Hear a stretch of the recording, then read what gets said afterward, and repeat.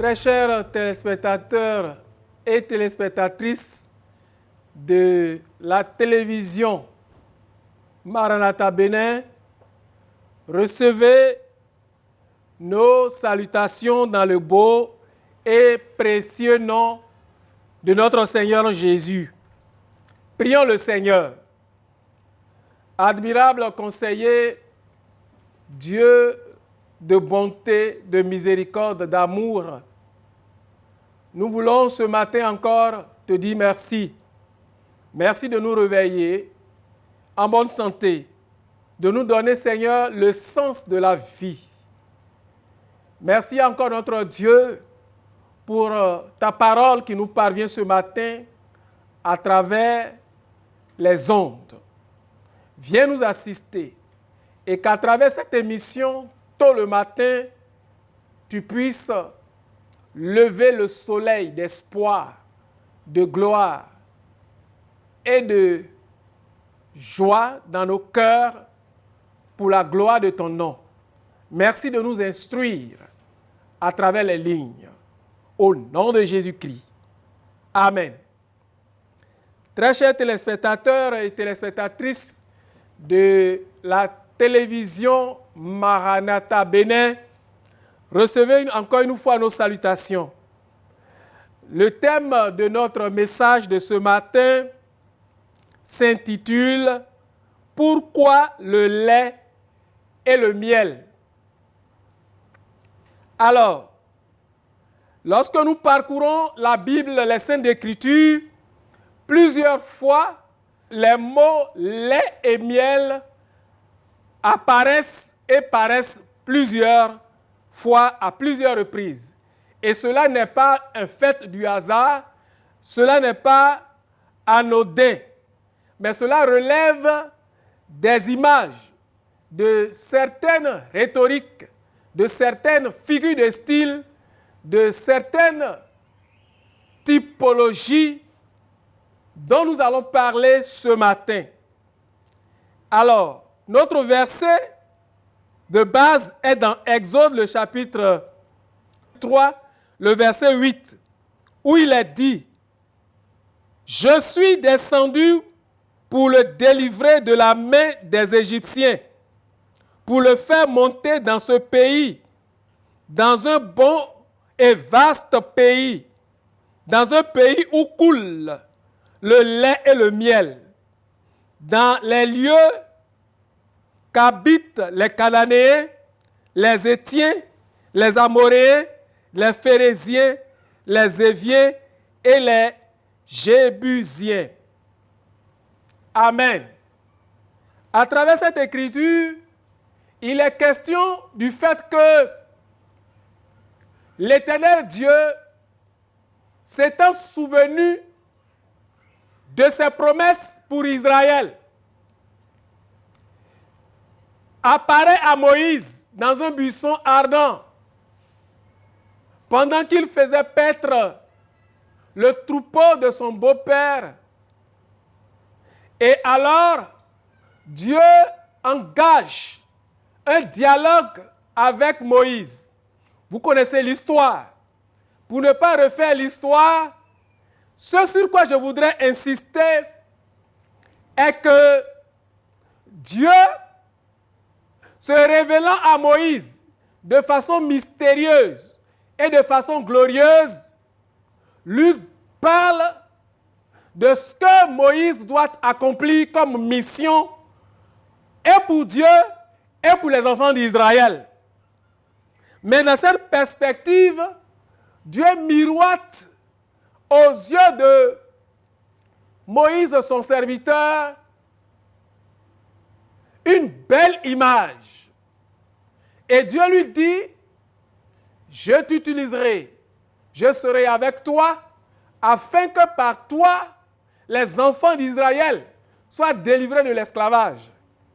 Et la destination finale, c'est la terre promise, c'est Canaan, sur cette terre-là où coule le lait et le miel. Par ailleurs, le pays où coule le lait et le miel cela renvoie à une image biblique riche qui évoque les promesses de l'abondance, la bénédiction et la fidélité de Dieu après les épreuves. Car, souvenons-nous qu'Israël venait de faire 400 ans d'esclavage. Et pour ne pas exagérer, cela faisait déjà 430 ans. Et donc, lorsque Dieu se souvient de son peuple, il vient avec une promesse mirobolante, pas pour séduire, mais pour réaliser effectivement cette promesse-là qui va conduire les enfants d'Israël à quitter la terre de la servitude pour aller sur la terre de l'abondance, la terre de la joie, la terre de la richesse. Donc, lorsque nous sommes face à ces extrêmes, l'extrême pauvreté qui va céder place à l'extrême abondance, Dieu se choisit un homme en la personne de Moïse. Et lorsque Dieu parle à Moïse et lui dit, avec une expression aussi attentionnée, elle lui dit, je te ferai passer de l'esclavage avec toi et le peuple pour aller dans une terre de liberté, une terre où il y a le rassasiement, une terre où il y a tout ce qu'il faut. L'Éternel Dieu a utilisé cette métaphore en disant, je suis descendu pour le délivrer. Cela suppose que Dieu, dans son omniprésence, voudrait faire quelque chose de précis. Même étant assis au ciel, il pouvait toucher, agir sur les leviers pour amener Israël à quitter l'Égypte pour la terre promise. Mais tellement la chose tenait à cœur à Dieu, l'Éternel Dieu dit, je suis descendu moi-même pour le délivrer. Gloire à Dieu.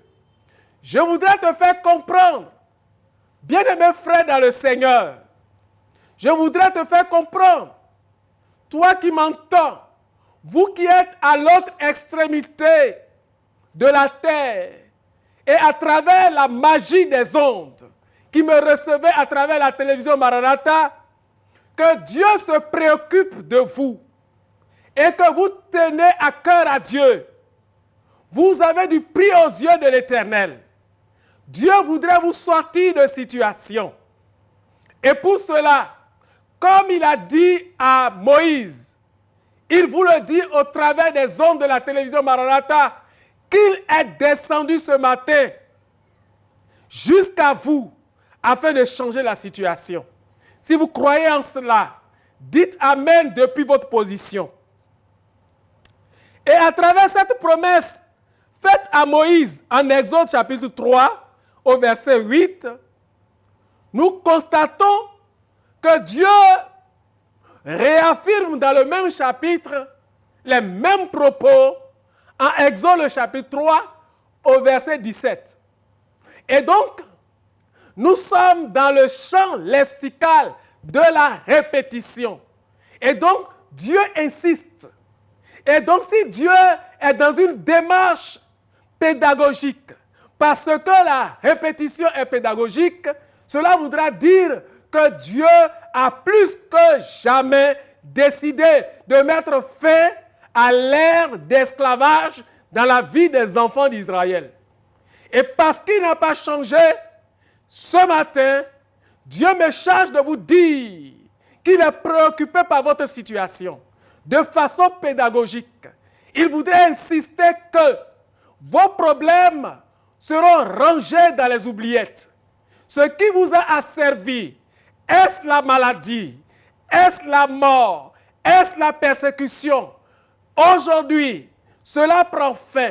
Si vous croyez en ces paroles qui sortent à travers les ondes de la télévision Maranatha, sachez qu'une page est en train d'être tournée. Votre histoire sera réécrite en lettres d'or dans un nouvel ouvrage. Gloire à Dieu. Ainsi donc, Dieu insiste en Genèse, chapitre 3, au verset 17. Il dit encore, « Je vous ferai monter de l'affliction d'Égypte vers le pays des Cananéens, dans un pays où coule le lait et le miel. » Répétition, pas de façon légère, mais de façon sérieuse. En Exode, dans le livre de Nombres, chapitre 13, au verset 27, Dieu réitère les mêmes paroles. En Nombre 13, 27, Dieu dit encore, « Nous sommes allés dans le pays où tu nous as envoyés. À la vérité, c'est un pays où coule le lait et le miel. Et voici les fruits, voici les preuves. » Alléluia. Dieu, à un moment donné, a parlé. Peut-être que les enfants d'Israël doutaient des propos de Dieu. Mais ce qui est vrai, Israël est sorti de l'esclavage, de la servitude de l'Égypte. Au final, Israël est allé à la terre promise. Mais avant d'y mettre pied, ils envoyèrent 12 espions. Et lorsque les espions y sont allés et qu'ils y sont revenus, la Bible dit qu'ils ont témoigné eux-mêmes pour dire l'Éternel Dieu avait parlé, l'Éternel Dieu avait promis. Mais lorsque nous y sommes allés, aussi vrai que Dieu l'a dit, nous avons constaté de visu. Nous avons été témoins oculaires et auditifs que la terre promise est effectivement un pays où coule le lait et le miel. Alléluia. Bien-aimés, je voudrais vous dire pourquoi le lait et le miel. Le lait et le miel parce que Dieu a pris le temps de presser les enfants d'Israël. 400 ans d'esclavage, 400 ans d'acculturation, 400 ans de déformation, il fallait aussi trouver la dîme, le 10e des 400 ans, c'est-à-dire 40 ans consécutifs, où Dieu a pris le temps de former, de transformer, d'éduquer, d'instruire les enfants d'Israël. Et lorsqu'ils avaient été aguerris, après les 40 ans, ils mirent pied sur la terre où coule effectivement le lait et le miel. Alors, nous sommes en droit de nous poser la question, pourquoi le lait et le miel? Le lait et le miel parce que pour extraire le lait, il faut être patient. Le lait de vache ou le lait de quelques animaux que ce soit, pour l'extraire, il faut de la minutie, il faut de la démarche, il faut une méthode, pour ne pas parler de méthodologie. Et alors, pour boire, sucer le lait, il faut attendre que la vache ou la brebis puisse grandir, le veau puisse grandir et devenir une vache, que la brebis puisse grandir et devenir une mère, avant d'extraire le lait. Et donc, bien-aimés dans le Seigneur, si aujourd'hui, vous traversez des situations, c'est parce que Dieu, au bout de ces situations, veut vous faire goûter le lait. Et pour parvenir à ce lait, il faut passer par l'usine de la transformation. Et cette usine de la transformation s'appelle l'école du Saint-Esprit, l'école de Dieu, où le Seigneur va nous inculquer, lui, ses vertus, son enseignement, sa volonté, sa souveraineté et la conduite à tenir. Pendant les 400 ans, Israël s'était habitué aux coutumes de l'Égypte, aux coutumes vestimentaires, aux coutumes alimentaires, aux coutumes religieuses. Mais Dieu, dans sa théocratie, avait voulu qu'Israël revienne, n'est-ce pas, à l'éducation fondamentale qu'il avait inculquée à Abraham, à Isaac et à Jacob. Pour dire à un frère, pour dire à une sœur, à un serviteur de Dieu, si le ministère aujourd'hui est au ralenti, si ton ménage connaît des difficultés, c'est parce que Dieu veut t'amener au pays où coule le lait et le miel. Bien-aimés dans le Seigneur, le lait est un aliment raffiné. Raffiné parce que même quand ça sort des mamelles maternelles, cela passe par des truchements. Et c'est un produit fini. Le lait est un aliment complet. Dans le lait, il y a de la protéine. Dans le lait, il y a les lipides. Dans le lait, il y a les glucides. Dans le lait, il y a les vitamines. Dans le lait, il y a l'énergie nécessaire pour permettre à l'organisme d'être équilibré. Et c'est pourquoi quand un enfant vient au monde, la mère devra être patiente à allaiter cet enfant exclusivement au lait maternel, afin que cet enfant puisse avoir toutes ses facultés pour croître de façon normale. Il en est de même pour le Seigneur. Lorsque nous naissons en Christ, Dieu veut nous faire passer par le lait, sa parole, qui va nous transformer, nous régénérer. Dieu n'est pas le Dieu de la magie. Même s'il fait des miracles, il veut nous faire passer par l'usine de la transformation, afin que nous soyons des produits raffinés pour le Saint-Esprit, pour sa parole, pour son Église, pour les frères et sœurs. Pour cette raison, bien-aimés dans le Seigneur, nous devons accepter tous les éléments précurseurs qui nous amènent à préparer le lait et le miel. Dites-nous gloire à Dieu depuis votre position. Je voudrais parler de l'abeille en 2 minutes. L'abeille est l'élément qui puisse donner le miel.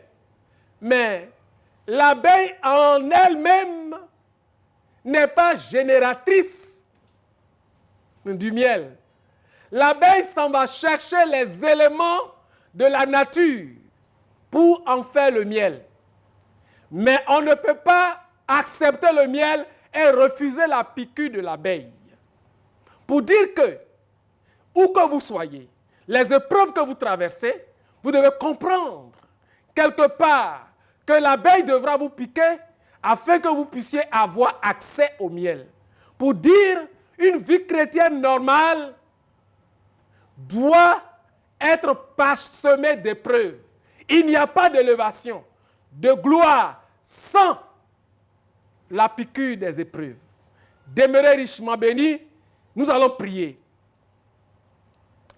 Prions le Seigneur. Bien-aimés dans le Seigneur,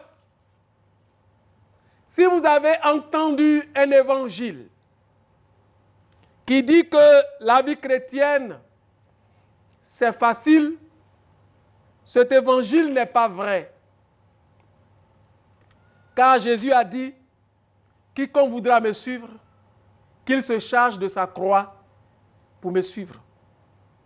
Celui qui prend la croix et qui regarde en arrière n'est pas digne du royaume. Et donc, je voudrais rectifier cet évangile bancal qui fait croire que la vie chrétienne est facile. C'est pourquoi notre message est intitulé « Pourquoi le lait et le miel ?» Il n'y a pas de lait et de miel sans épreuve. C'est pourquoi tu vas prier.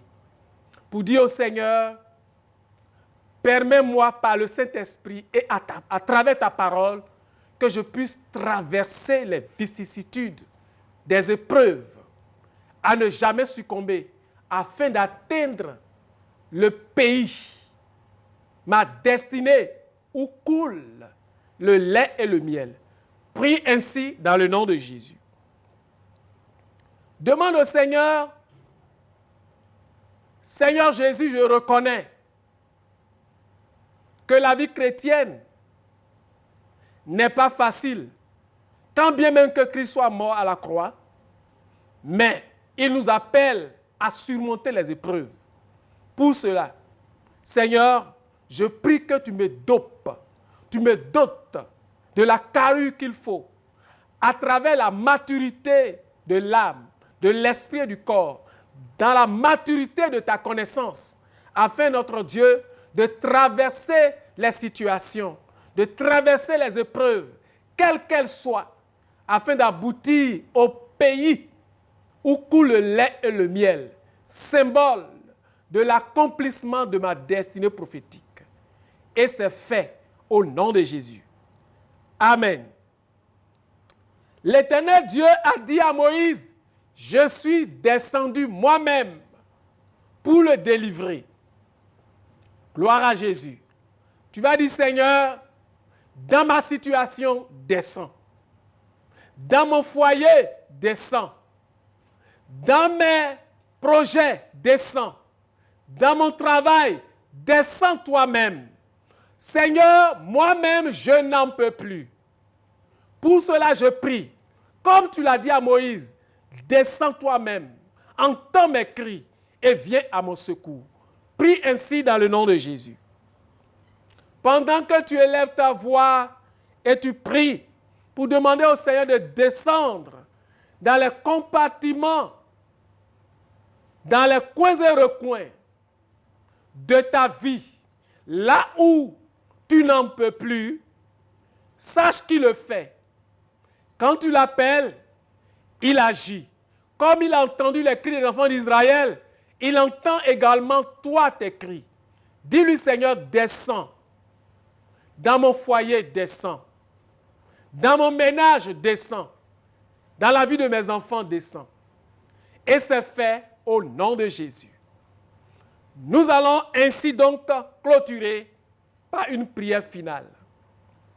Vous pouvez baisser la tête là où vous êtes ou fermer les yeux. Je prie. Éternel Dieu Tout-Puissant, quel que soit le nombre d'années que quelqu'un a traversé et qui croit, Seigneur, que c'en est fini pour lui, pour elle. Tu es le Dieu qui descend lorsque tout est impossible. Je voudrais te demander, Seigneur, de descendre dans la situation d'un frère, dans la situation d'une sœur, où qu'il soit, en nous écoutant à travers les ondes de la télévision Maranatha ce matin, par cette capsule, tôt le matin, agit et qu'il soit restauré, qu'elle soit restaurée et que sa vie soit désormais un témoignage nouveau. Au nom de Jésus. Demeurez richement bénis. Moi, c'est Mathias Tossavi, votre serviteur.